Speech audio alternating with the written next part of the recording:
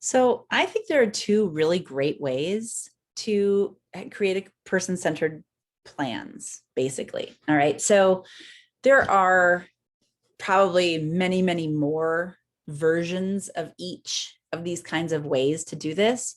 But I'm going to talk about two specific, I find kind of ideal things that you could do for person-centered planning.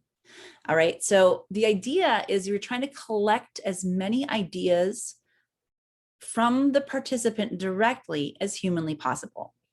So you could do each of these individually, or you could combine them and do both. All right. So that's just keep that in mind as we're talking about the person-centered planning ideas. Now, you all have access to this pre-planning idea collection tool. It's like 4 pages long, 3 pages long. It has lots of different topic areas, and you can just write notes on this. Okay. Let's say that your child is 4 years old and you don't really see how a person-centered planning party with a purpose works for your family. You want to make sure that you've got this. My suggestion is to not only have yourself do this, but like I will do this and my spouse will do this. And then maybe somebody outside of the family just to get more perspectives. Okay. And if everybody just writes down honestly and with love and intention and goodness, it can work out very nicely. No one, you're not going to give this to somebody who's going to say, well, I wish she wouldn't, flap her hand so much. Like that's not your people, right? We don't want to ask that person. But positive suggestions and helping them think of things, that's great. That's one way that you could do this. Another way is to hold that party with a purpose, the person-centered planning party. You can do it via Zoom. You could do it in person. You can do whatever it is that's comfortable. And when I lead these for families, I like to have a slideshow to start the conversation. And we'll have like on each page, I do these by Zoom when I do them with a family because I live in the boondocks and I can't just drive to everyone's house. But what we want to do is take lots of notes, have lots of conversation, record the session so you can go back and refer to it and have that influence that person-centered planning event. Okay.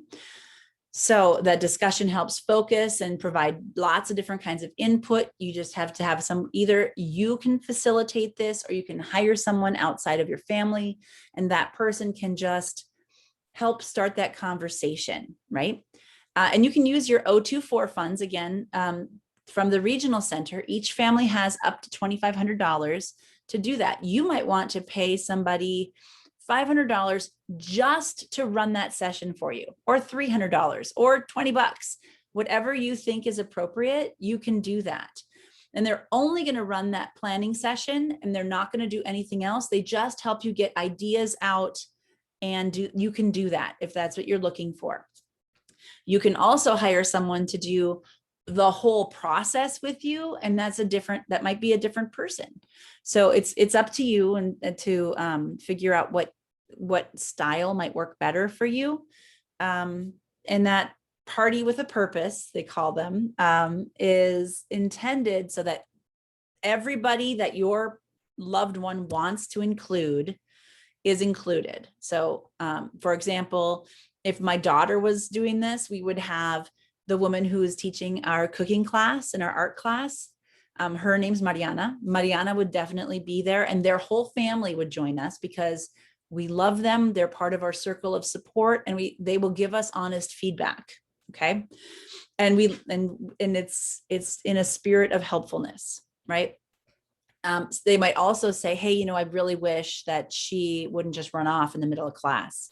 Then we could talk about different strategies in that setting. So it's kind of like a planning session for brainstorming too. It just depends on how you want it to roll and move out. So again, you can collect those ideas on pages, just like the planning idea collection tool that you have access to inside of the Canvas shell. Or you can hold this party with a purpose. You can run it yourself. You can hire a person-centered planner to do it, and you have funding through the regional center to do so. And that is another option for getting these person-centered ideas. It's really important to get more than just mom and dad's idea. Okay. I'm just going to leave that out there. I love my daughter. I see her with my eyes as a mother, as a person who understands most of what she says, as a teacher, right? Because I'm also a teacher in real life. And all of those pieces are important, but I need to know if my neighbor can't understand what she's saying, right? I need to know if when she's walking up the street at our house, what I can do to help the neighbors help her get back home, because they know her and they know that she's not supposed to be out. These are great examples from real life. So getting those opinions and helps are also a really good idea. All right. So hopefully that helps get the idea of the person-centered planning underway. And so just so you know, what you take those ideas that you collect, that's where you get your goals from. Okay. So let's say that everybody says Amelia really needs to work on her speech clarity. That's really important. So I don't want more speech therapy for her. I want more opportunities for her to speak with other people. I just want her to practice. And I want them to feel comfortable saying, Amelia, please slow down.